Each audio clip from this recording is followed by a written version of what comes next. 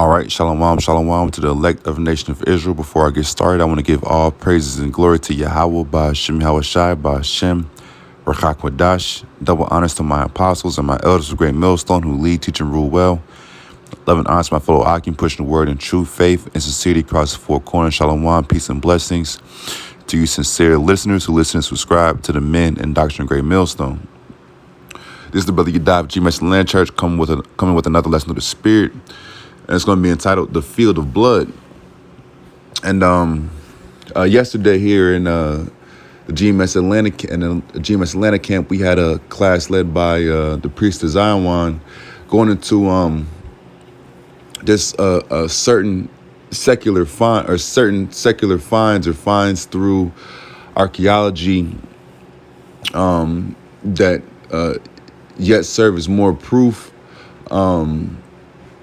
that the Bible is real, and this lesson is inspired partially by that lesson, and also by this account here, in which, like I said, it's going to go into the field of blood, a particular location in the Promised Land. So I'm reading here from Matthew 27. I'm start from the top. This is Matthew 27 and verse 1. It says, "When the morning was come, all the chief priests and elders of the people took counsel against Yahushua to put him to death. And when they had bound him, they led him away and delivered him to Pontius Pilate, the governor." Verse 3, "Then Judas, which had betrayed him, when he saw that he was condemned, repented himself and brought again the 30 pieces of silver to the chief priests and elders, saying, I have sinned in that I have betrayed the innocent blood. And they said, What is that to us? See thou to that." This is just going to the deliverance of our Lord Yahushai. Okay, him being delivered, to be crucified, and the end of Judas Iscariot. Continuing on, verse 5. "And he cast down the pieces of silver in the temple and departed and went and hanged himself.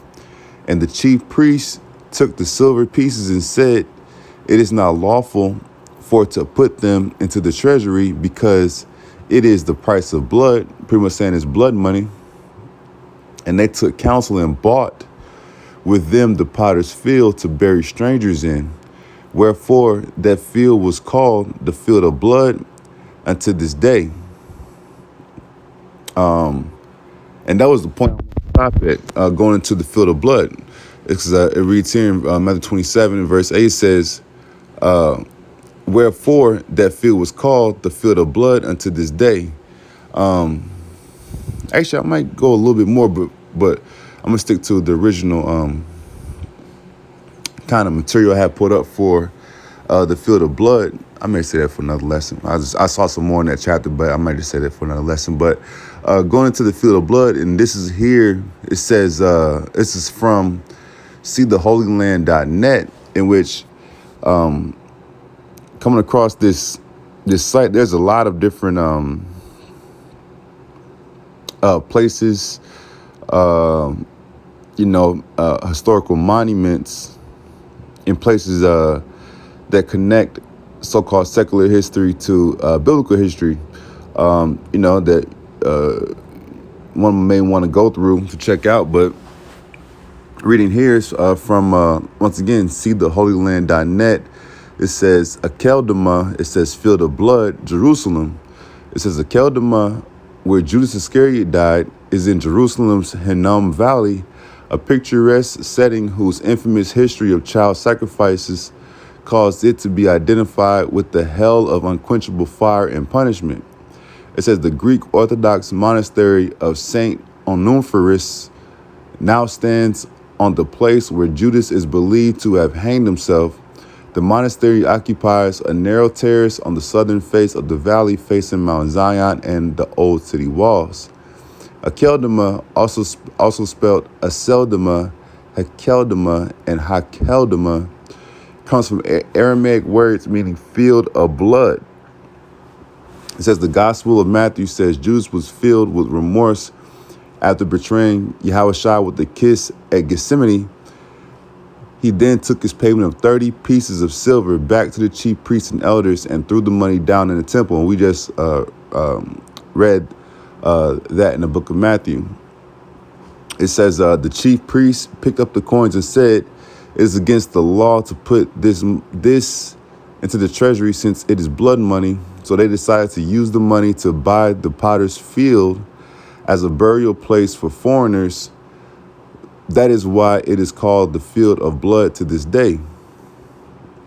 So just like I said, just going into how there is direct historical proof and places, that one could go to further explain the truth of the scriptures, and it's just more evidence to show that what the book that we believe in, being the Holy Scriptures, is faithful and true. Just read. I'm just going to go ahead and read through all this. It says, monastery stands among burial caves. It says, the monastery of Saint Onufrius, built in 1874 over the remains of an earlier church building, is occupied by a small community of Greek Orthodox nuns. It is dedicated to a saintly monk from the 3rd or 4th century. Onufrius was famous for his luxuriant beard, which was his only garment apart from a loincloth of leaves. It says the hillside on which the monastery stands is honeycombed with burial caves and tombs, some of them holding the bones of pilgrims of past centuries who came to Jerusalem but did not survive to make the journey home. And that's exactly what in Matthew 27,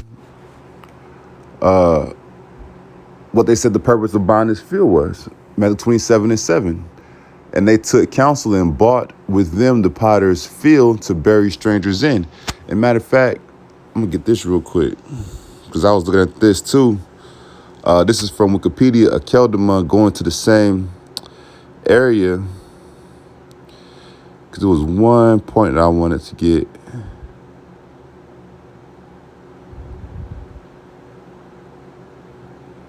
I think it might have been, it was a history, because it was saying going into, check this out. So it's Matthew 27:7. Again, it says, and they took counsel and bought with them the potter's field to bury strangers in. And if you go to the history of Akeldama, under Wikipedia, it says the earth in this area is comprised of rich clay and was formerly used by potters. For this reason, the field was known as the potter's field. Boom, going right back to Matthew 27, It says the clay had a strong red color, which may be the origin of the modern name. It continued to be used as a burial place for non-Jews up to the first quarter of the 19th century, going back to the 1800s. You see? So this, once again, this goes to show you that, hey, the scriptures are real, man. This is just yet more proof and more evidence, Let me see. I'm going to finish this portion out and then I'm going to jump down. Lord willing, I remember to put the link in the description for this, and then also for just this website in general for, any listener that may want to kind of go and kind of check it out, on their own time. It says in the Byzantine period, many of these caves were occupied by monks and hermits.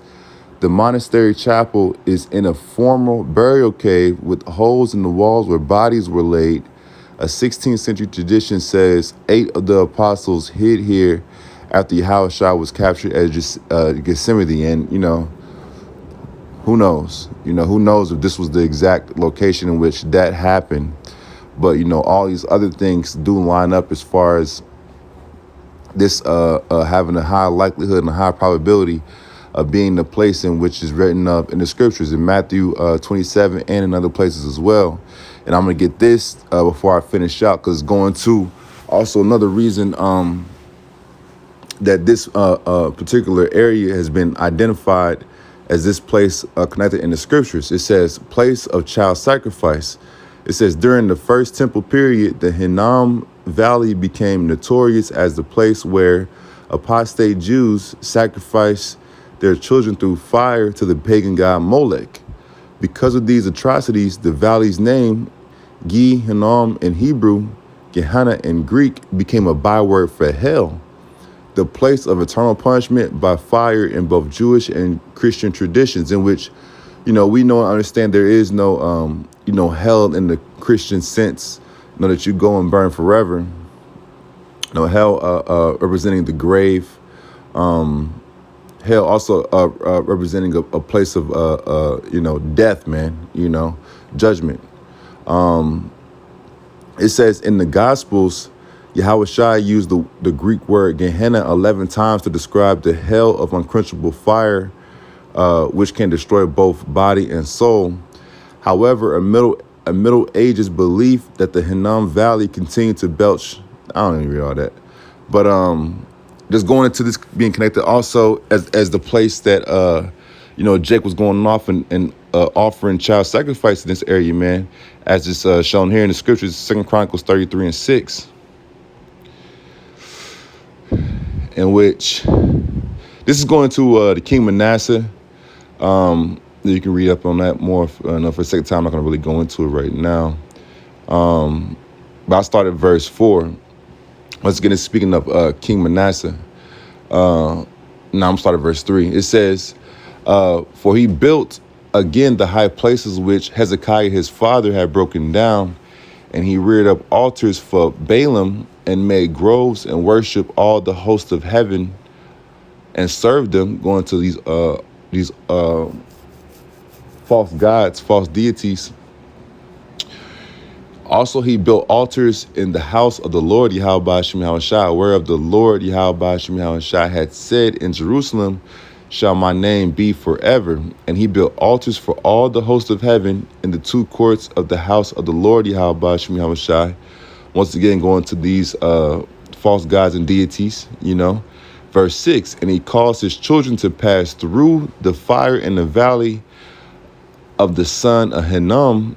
Also, he observed time and used enchantments and used witchcraft and dealt with the familiar spirit and with wizards. He wrought much evil in the sight of the Lord Yahweh Shem Yahushua to provoke him to anger. You see, so even this area, it had a historical context and a historical significance, okay, even before the hanging of Judas Iscariot, man, and then as they have it right here, I'm going to Jeremiah 7:30, just to, preparation to close out.